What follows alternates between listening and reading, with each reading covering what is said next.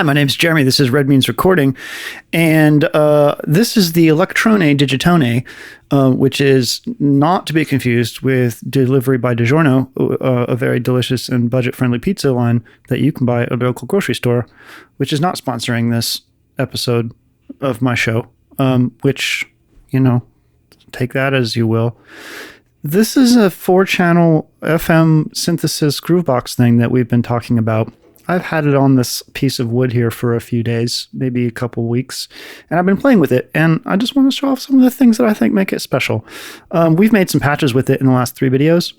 In this video, I want to show how you load sounds from the huge preset library that come with it and why you want to load them into your project. So, there's a thing in this sequencer that allows you to parameter lock almost every parameter to each trig or note that happens here. And that's cool. Let's go ahead and load some new sounds in. We have an arpeggiator on track 4.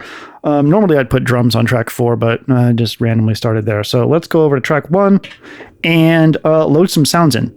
There are a couple ways you can do this. If I double click track 1 or any of these tracks, I go to this sound thing and look at all these presets. Banks A and B come preloaded with all kinds of sounds, and you're thinking, holy shit, there's so many sounds. Well, don't worry. While you're in this mode, you can preview the sounds by playing the keyboard. That's really nice.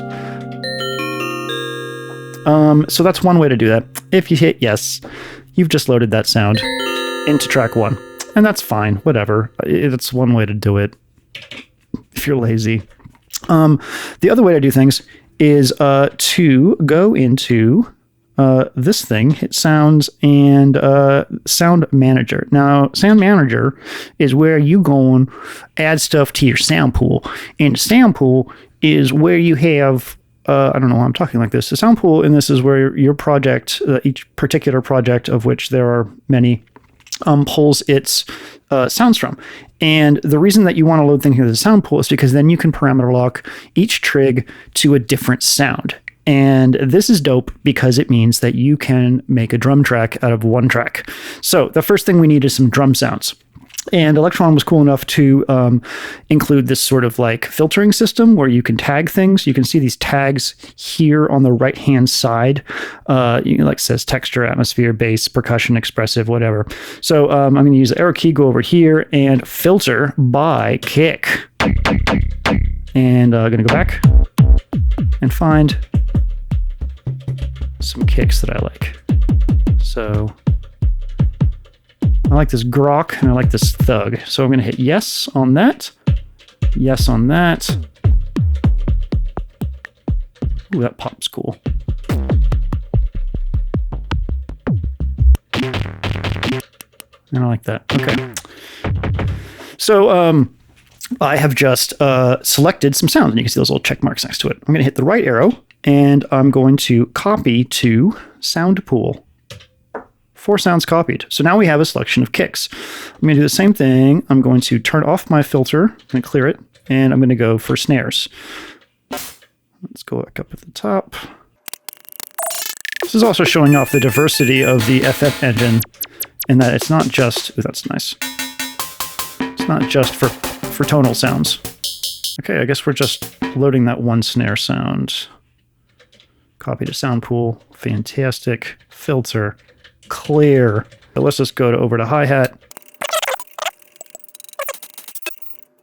and pulse. Okay, copy to sound pool. Now we got some sounds.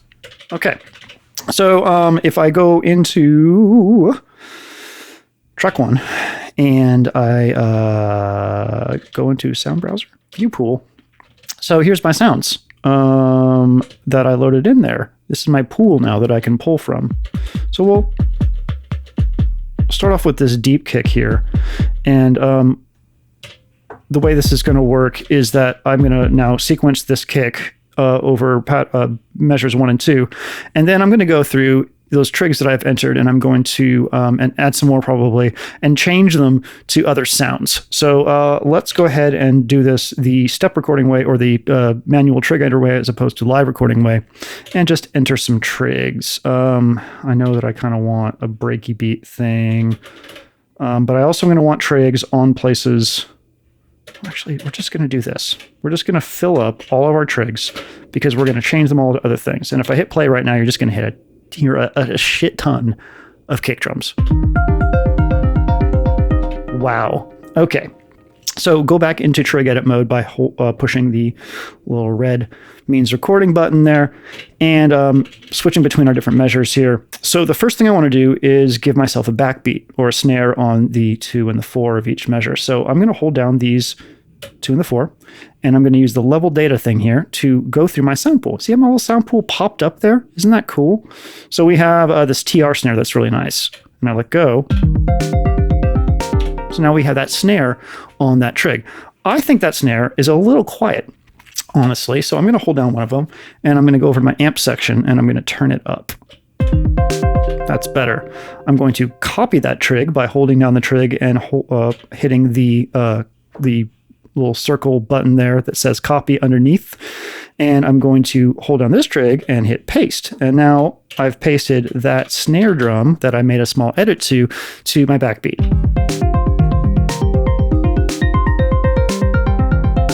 And if I wanted to, I could do more stuff, like I could turn up the drive on that. Cool, let's go back here and turn up the drive on this one. Cool, so now we have still a lot of kick drums going on, but we also have a snare. That's fantastic. So let's go back in trig edit mode, and now we're gonna start messing with these interstitial things here. If you do change a trig like this, you can see how it's blinking right there. That means that I have something on. I've done something to that. I parameter locked it, which is very nice feedback. And a lot of those are going to be blinking here soon because I'm going to parameter lock a whole bunch of these. But if I clicked that and turned off the trig, here, let's copy this real quick, and turned it back on, it would be a snare. It would be at the kick drum again. So we'll keep that in mind as we go through in case we want to add a kick drum back in. I'm going to turn my level data thing here with a bunch of trigs selected. I'm going to go find a hi-hat that I liked. Obviously, I can affect multiple trigs by holding this down.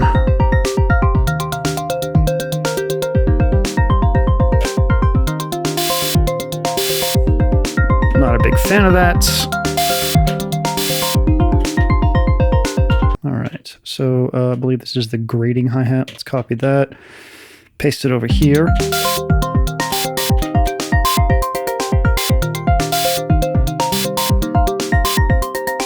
Okay, so let's try that with a bass sound, I guess. I will go back into my sound pool and I will filter by bass. That's enough. Okay, so copy to sound pool. Okay, so now we're going to go load a single sound on here that we can sort of use as our bass sound, bass sound, and then we will load we'll parameter lock some stuff. We'll trig lock some stuff to it. Okay, we're gonna use this as our bass sound, and we'll mess around with it a bit more. I'm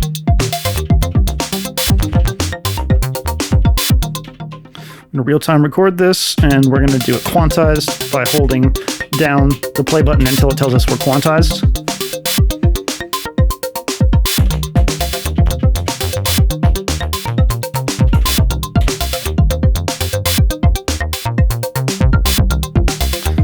Cool.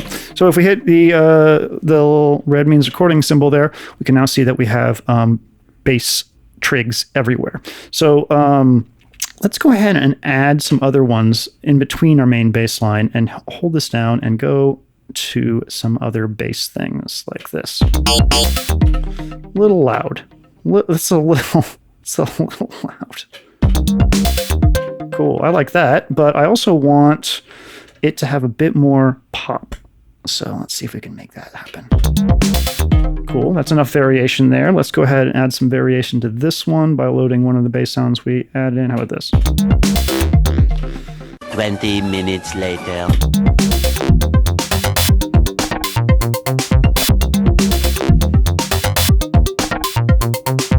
Okay, so that's something. I'm just trying to show you that the parameter locking thing is really, really powerful and cool. And now that I have this little groovy pattern, I can go back, do my favorite thing, which is hold down MIDI to go into Control All mode and start fucking the hell out of this.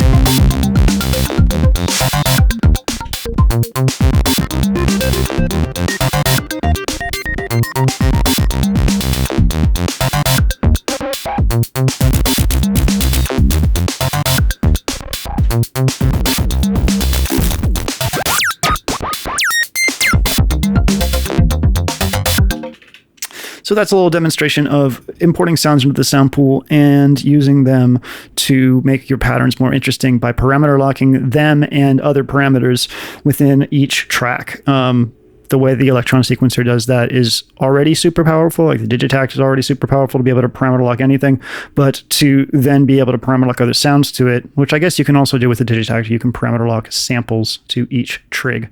But yeah, if you want a drum track or a percussion track, you can use parameter locking to get it. So yeah, my name is Jeremy. This is Red Means Recording, and I've hoped that I've hoped in the past that now, today, you're having a wonderful day. I'll talk to you later. Bye.